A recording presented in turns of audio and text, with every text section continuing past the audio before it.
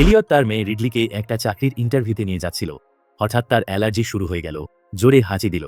ঠিক তখনই একটা সাদা প্রাণী রাস্তায় লাফিয়ে পড়ল। এলিয়ট গাড়ি থামাতে দেরি করে ফেলল। প্রাণীটা রাস্তায় আছড়ে পড়ে যন্ত্রণায় চিৎকার করতে লাগলো। তারা একটা নির্জন জায়গায় আটকে পড়ল, আশেপাশে কোনো সাহায্য নেই। এলিয়ট বুঝল প্রাণীটা আর বাঁচবে না, তাই ঠিক করল ওর কষ্ট শেষ করে দেবে। একটা টায়ার আয়রন হাতে নিয়ে আস্তে আস্তে এগিয়ে গেল ওর দিকে। কিন্তু কাছে গিয়ে দেখল কিছু একটা ঠিক নেই। এটা ঘোড়া না, এটা আসল ইউনিকর্ন। ক্ষত থেকে বেগুনি রঙের রক্ত বেরোচ্ছে। এলিয়ট এদিক ওদিক পায়চারি করতে লাগলো। ওর চিন্তা প্রপার্টিতে দেরি হয়ে যাবে। আবার এটাও ভয় পাচ্ছিল, একটা বিরল প্রাণী মারলে জেলে যেতে হতে পারে। আহত ইউনিকর্নটা আবার কেঁদে উঠল, আর ওর শিং ভেতর থেকে জ্বলে উঠল। রিডলি নিজের অজান্তেই হাত বাড়িয়ে শিংটা ধরে ফেলল। ধরার সাথে সাথেই সে অন্য এক জগতে চলে গেল। মনে হলো যেন সে মহাবিশ্বের একদম কেন্দ্রে দাঁড়িয়ে আছে, চারপাশে রঙিন নিহারিকা ঘুরছে। এলিয়ট দেখল মেয়েটা কেমন যেন ঘোরের মধ্যে চলে গেছে। যতই ডাকুক কোনো সাড়া নেই। ভয় পেয়ে সে টায়ার আয়রন দিয়ে ইউনিকর্নের মাথায় সজোরে বাড়ি মারল। বেগুনি রক্ত দুজনের মুখেই ছিটকে পড়ল। ইউনিকর্নটা শেষমেশ চুপ হয়ে গেল। এলিয়ট তখন গাড়ি ছুটিয়ে গন্তব্যের দিকে রওনা দিল। জায়গাটা লেকের ধারে একটা বিশাল জাঁকজমকপূর্ণ বাড়ি। ঘটনাটা লুকানোর জন্য ইউনিকর্নের দেহটা গাড়িতে ভরে নিল। এলিয়ট এসেছিল লিওপোল্ড পরিবারের অফিসিয়াল লিগ্যাল এজেন্ট হওয়ার জন্য। পরিবারের কর্তা ওডেল ক্যান্সারের শেষ পর্যায়ে আছেন। হাতে সময় খুব কম। তিনি চান তার মৃত্যুর পরও যাতে পারিবারিক ব্যবসা নির্বিঘ্নে চলতে থাকে। এলিয়ট নিজের সঙ্গে আনা কাগজপত্র বের করল, কিন্তু লেখাগুলো ঝাপসা দেখাচ্ছিল। অদ্ভুতভাবে চশমা খুলে ফেলার পর দেখল সব একদম পরিষ্কার দেখা যাচ্ছে। বছরের পর বছর ধরে যে চোখের সমস্যায় ভুগছিল সেটা একদম নাই হয়ে গেছে। এদিকে রিডলি বাথরুমে গিয়ে মুখ ধুচ্ছিল, নিজেকে শান্ত করার চেষ্টা করছিল। বাবাকে একটা ইউনিকর্ন মারতে দেখে সে তখনও ভীষণ আতঙ্কিত। একটা কাপড় দিয়ে মুখ মুছল। কয়েক বছরের পুরনো তার ব্রণের দাগ সব উধাও হয়ে গেছে। এই সেই একই কাপড় যেটা দিয়ে ইউনিকর্নের রক্ত মোছা হয়েছিল। কাপড়ে এখনো বেগুনি দাগ লেগে আছে। রিডলি জিনিসগুলো একসাথে মেলাতে শুরু করলো। ওদিকে গাড়িতে মৃত ইউনিকর্নের শিং আবার জ্বলে উঠল।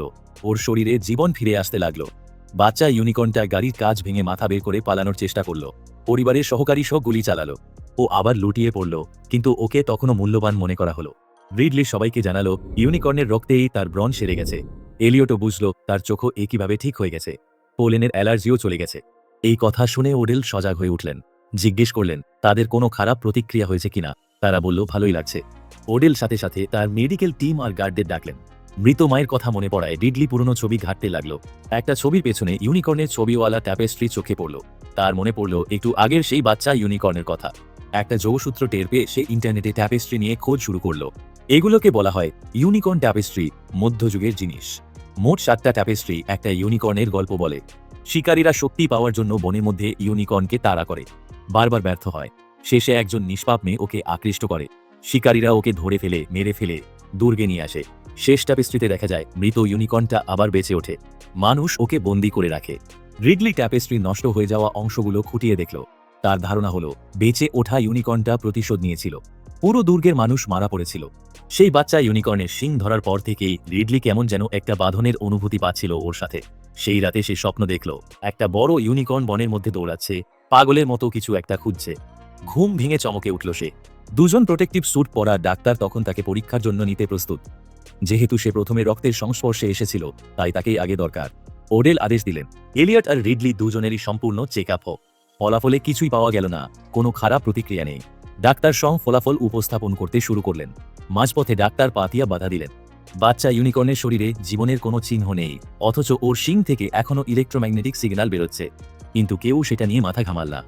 সবাই তখন এক চিন্তায় মগ্ন, এই রক্ত দিয়ে কি অসুখ সারানো যাবে। ডাক্তার সং শিং থেকে গুঁড়ো করা এক শিশি পাউডার তুলে ধরলেন। প্রাথমিক পরীক্ষায় দেখা গেছে এটা রক্তের চেয়েও বেশি কার্যকর। ওডেল সাথে সাথে চাইলেন এটা ওষুধ বানিয়ে ফেলা হোক। নিজের শিরায় সেই ওষুধ নিতে চাইলেন ক্যান্সারের বিরুদ্ধে লড়ার জন্য। ওষুধ নেওয়ার পরপরই তিনি অজ্ঞান হয়ে পড়লেন। সবাই ঘর থেকে বেরিয়ে গেল। রিডলি তখনও ট্যাপেস্ট্রি নিয়ে খোঁজাখুঁজি চালিয়ে যাচ্ছিল। ওডেলের ছেলে শেপার্ড তার সাথে যোগ দিল। সে বলল যা খুঁজে পেয়েছে সেগুলো প্রিন্ট করে পরে সবাইকে দেখানো যাক। এই বলে ঘুরে দাঁড়াতেই সে চমকে গেল একটা দৃশ্য দেখে। ওডেল একদম সোজা হয়ে হাঁটছেন, কোনো সাপোর্ট ছাড়াই। মেরুদণ্ড একদম সোজা। ক্যান্সারে মরতে বসা একজন মানুষের সাথে তাকে মেলানোই যাচ্ছে না।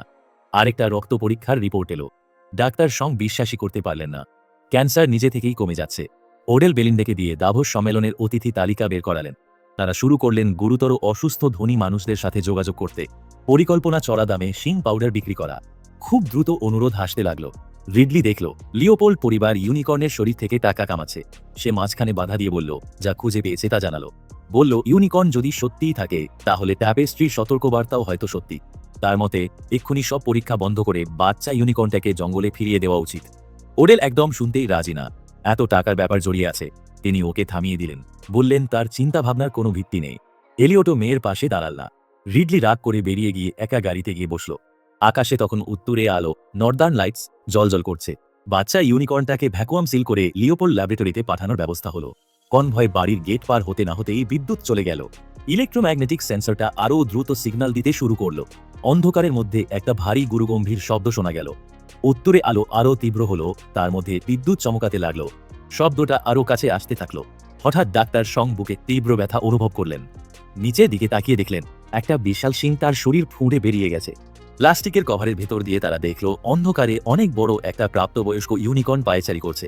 রিডলি তখন গাড়িতে বসে ফোনের আলো দিয়ে চারপাশ দেখার চেষ্টা করছিল। সেই আলোই বড় ইউনিকর্নটাকে তার দিকে টেনে আনলো। ও গাড়ির দিকে ছুটে এলো। রিডলি অন্যদিকে দরজা দিয়ে বেরিয়ে গাড়ির নিচে লুকাল।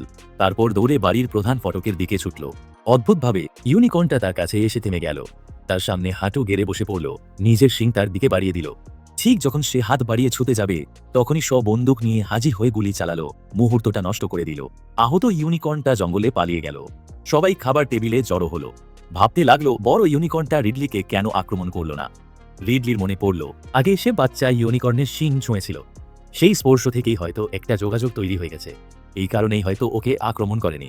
ওডেল চাইলেন প্রতিটা ইউনিকর্নকে নিজের নিয়ন্ত্রণে আনতে। তিনি একটা শিকারী দল জড়ো করলেন। যাকে গুলি করেছিল সেই আহত ইউনিকর্নটার পিছু নিলেন তারা।